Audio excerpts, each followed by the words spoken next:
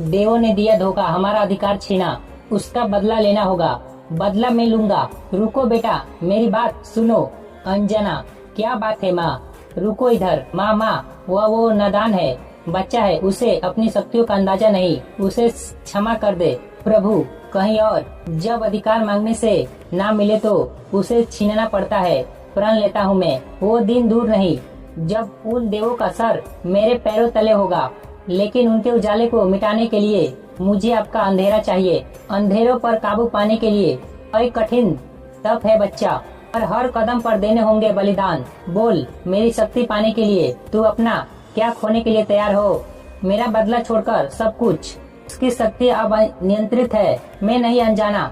आज सूरज को निगल ही गया, पर मैं ना रोकता तो। हाँ इंद्रदेव, ऐसा फिर कभी ना होगा। बस एक बार उसे सूझ और समझ आ जाए, वो दिन आने तक हमें उसे ऐसे संकटों से दूर रखना होगा। इसलिए हम देवों का निर्णय है कि उचित समय आने तक उसकी शक्तियाँ उससे छीन ले। परंतु प्रभु, उन शक्तियों के बिना मेरा बेटा कुछ नहीं अनजाना। ब्रह्मांड की शक्तियों से महान उसमें एक शक्ति और है जो उससे कोई नहीं छीन सकता। उसकी पवित्रता, जो पूरी तरह तभी पनप सकेगी जब उसे इन शक्तियों के घेरे से मुक्त किया जाएगा। और देवराज होने के नाते मैं उसे ये शक्ति देने आया हूँ। छोड़ो मेरी माँ को, उसे कुछ किया तो सबके सर फोड़ दूंगा। जानता हूँ, डरता हूँ, और इसलिए जो करना है करता हूँ। शक्ति से मुक्ति, मुक्ति मुक्ति मुक्ति। कई साल बाद, कितनी देर लगी तो मैं तो पक्का ढेर हो जाऊंगा। देखो, मेरी तो दुम में भी दम नहीं। इधर है, अब तक तो उसे लौट आना चाहिए था। और तुम दोनों रोने का नगाड़ा जिंदा की सीमा पर बताओगे तो हम सब की मौत बुलाओगे। मेरे भाई के गुप्तचर हो सकते हैं या राक्षस, जो तुम दोनों को खाकर अपना हजम नहीं बिगाड़ेंगे। इसलिए घबराओ मत। बात कर रहे हैं महाराज, किसी दावत से कम नहीं। मुझे जो खाए वो उम्र भर पछताए। भाई मेरे, तेरी दावत में तो चींटियां भी भूखी रह जाए। दियो का ढांचा कहीं का, लेकिन मैं हूँ शाही पकवान। हर एक भोजन किसान, राक्षस हो या इंसान। बस तुम्हें जो खाए वो खाए, मेरा दिमाग खाना बंद करो। एक काम करते हैं, जलपान के लिए यहीं कुछ देर सांस भर लेते हैं, ताकि इन दो के मुंह को आराम मिले और हमें भी।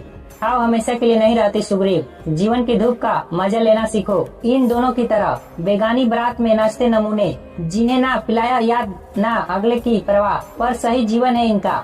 ना किसी जिम्मेदारी का बोझ और ना किसी लक्ष्य की खोज। मुझे राज्य नहीं चाहिए था। जम्बवन मुकुट का भार सर से ज्यादा आत्मा पर होता है। पैर जमीन पर ही रहते।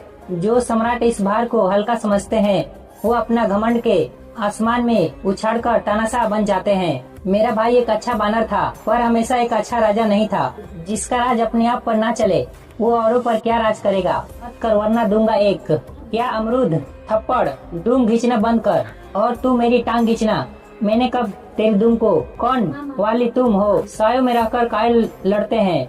हिम्मत है तो नजर मिलाकर लड़ो। सामने आओ वाली। तुम्हारे भाई की गर्दन इतनी भी नहीं झुकी कि तुम उस पर पीछे से वार कर सको। माँ से थोड़ी देर और देर से आते तो मुझे हाथ नहीं कंधा देना पड़ता। कहाँ रह गए थे? पहले आ जाता स्वामी तो सारा मजा मैं अकेले लूट लेता। आपके हिस्से कुछ न आता। वह अगर ये मजा है तो घबराता हूँ सोचकर कि सजा क्या होगी।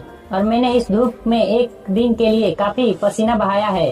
क्या लगता है यही कि खेल तो अब शुरू हुआ है तो खत्म किए देते हैं। वैसे भी मेरे होते हुए महाराज, आपका ऐसे तुच्छे रोंगटे हुए केंचुओं के मुंह या दुम लगाना ठीक नहीं। वैसे मदद चाहिए तो मैं यही हूँ। मदद नहीं, बस आशीर्वाद चाहिए। विजय भव। बच्चे, इतना घमंड ठीक नहीं। मैं आऊँ? महाराज क्यों शर्मिंदा कर रहे हैं? इस रस्सी के टुकड़े का फंदा बनकर ऐसे ही उससे न लपटाए तो मेरा नाम भी। इसी के साथ ये एपिसोड यहीं पर समाप्त हो जाता है।